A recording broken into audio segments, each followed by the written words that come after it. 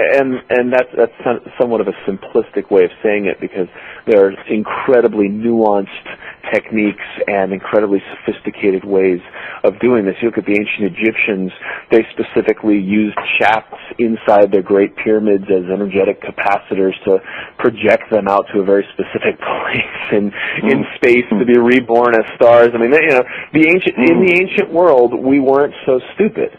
Right, we understood this stuff, and people, really smart people, took this stuff very seriously, because of what my teacher always tells me: it's the only game in town. Yeah, absolutely. Yeah, well, it's so funny that we think that we've evolved into a high civilization, but from what I can tell, we've actually been devolving. We're not able to even.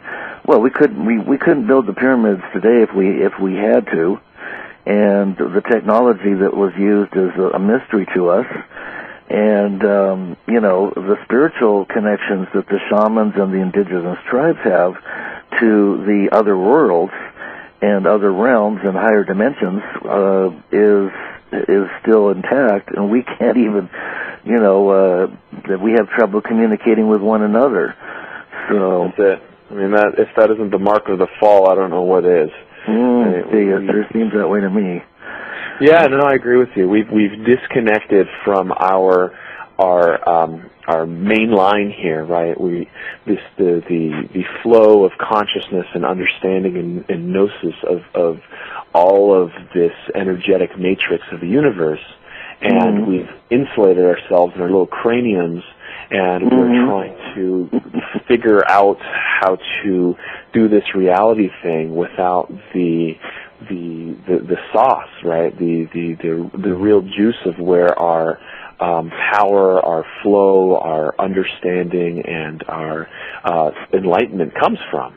And so that's simply a mirrored process. We're projecting. We're looking outside of ourselves, trying to get these answers.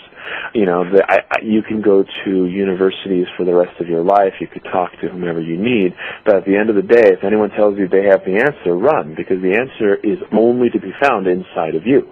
There's the unlock, right? And that's where these esoteric systems come from. That's where the understanding of the ancient Taoists and many others. I'm not a Taoist purist by any right, because I think first of all, I'm Persian. I was not born in China. I don't feel like you need to be Chinese to learn these systems, and I don't feel like these systems should be exclusively kept to the Chinese, because then you start to get some of the secular issues and the infighting, and this is my ancient Chinese secret. You get all sorts of this nonsense that happens, right. Because then people get involved, right? Yeah. It's amazing how ego always seems to pop up, no matter what. Anytime there's humans there, right? Oh boy. Now, on your DVD, on the first DVD, you teach quite a bit as you go, and then you give examples, and the movements are just so graceful and beautiful. I mean, I just wanted to be able to do it like you do it, and of course that's going to require some practice. But you speak about the luminous body, and I hear that a lot lately. Alex Gray does paintings around the luminous body. This is a real body, is it not, that is capable of being developed within us? Oh, absolutely. I mean, with or without the development, it's there. Now, what the master does is understand who they really are, and then the coherence of that light starts to come up, and then the luminous body becomes brighter and brighter until we become literally a light unto ourselves. There's so much light coming through that we start to shine outward. And so I don't know if your listeners have met very many holy men. I talk to a lot of Americans who've actually met precious few of these guys.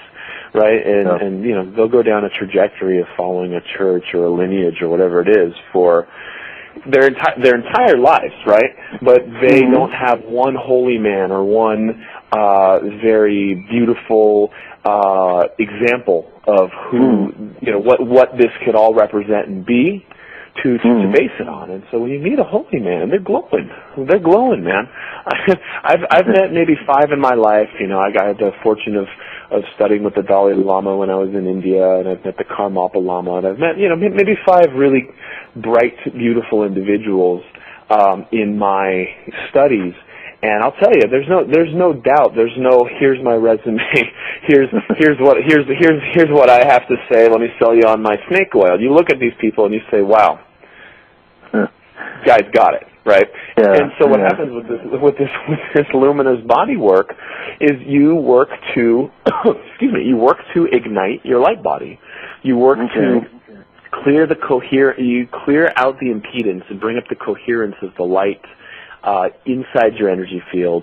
You work to capacitate, basically. You work to bring up the flow of that light and then compress and ignite it in a way that it starts to glow, it stays substantiated. You no longer need, biscuits and corn and chicken or whatever it is that you're eating to generate energy. You're starting to pull energy through from the eternal source. You're pulling energy through from the quantum source, which is that 0 point, no place, no time,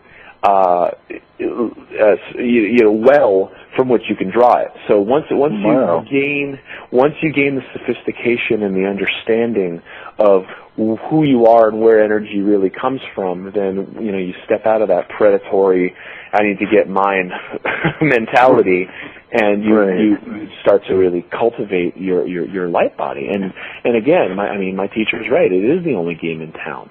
Because once you wake up to that, you start to wake up to how truly magnificent you are.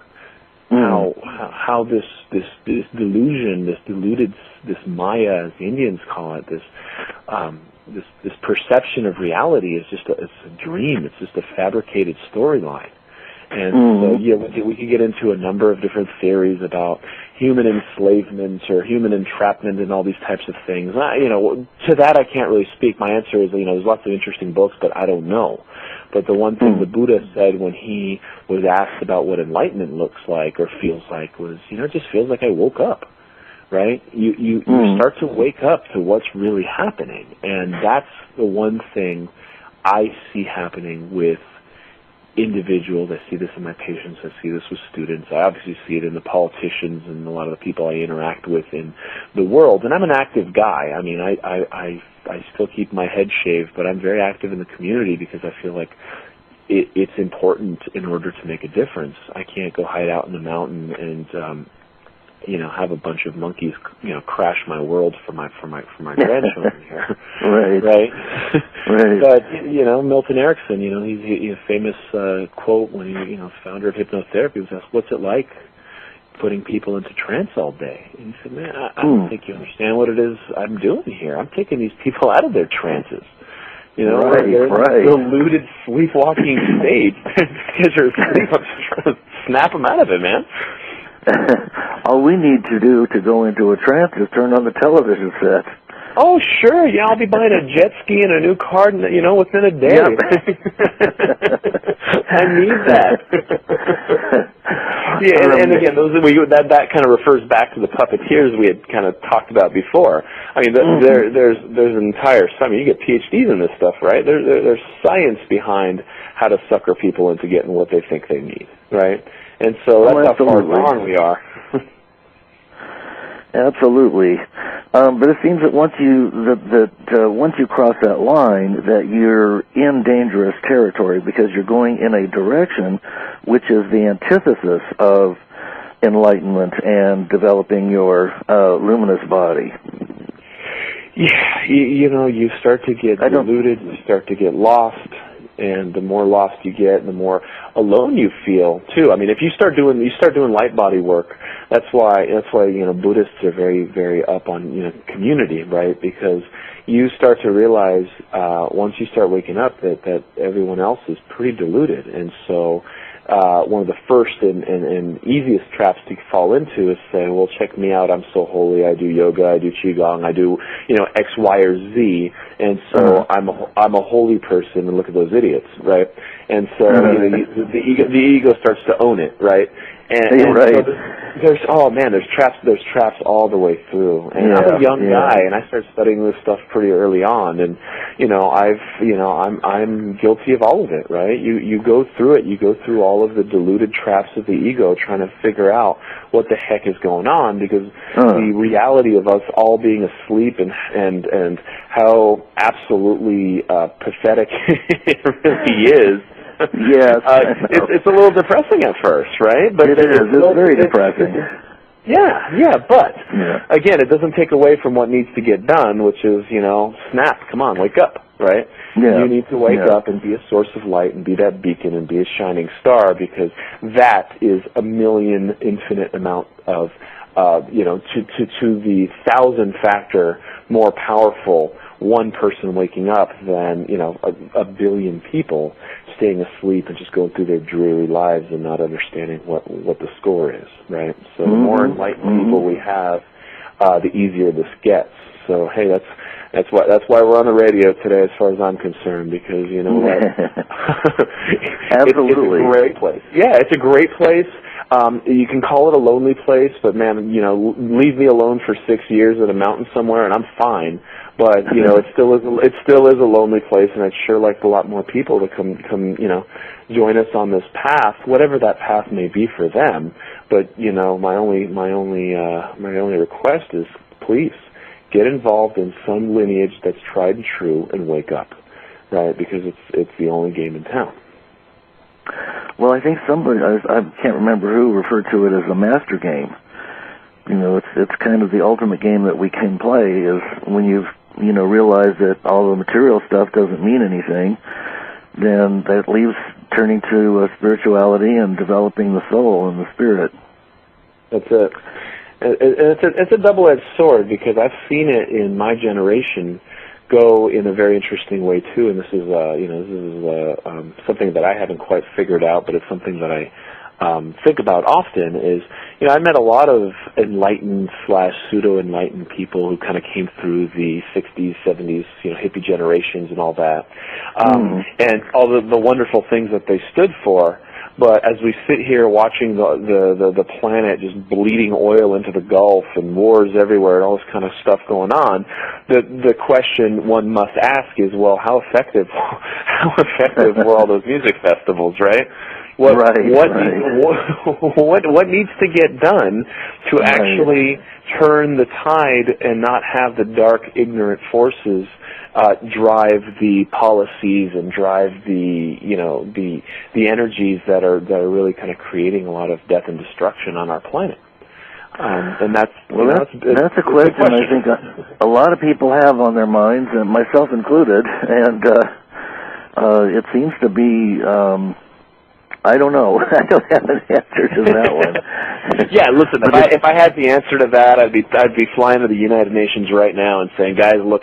I figured it out." But this is something that is the challenge for, I think, the next decade. I mean, if humanity is to wake up and perpetuate the best parts of what we've evolved to, it's either sink or swim at this point. And the world's at a turning point. And I say that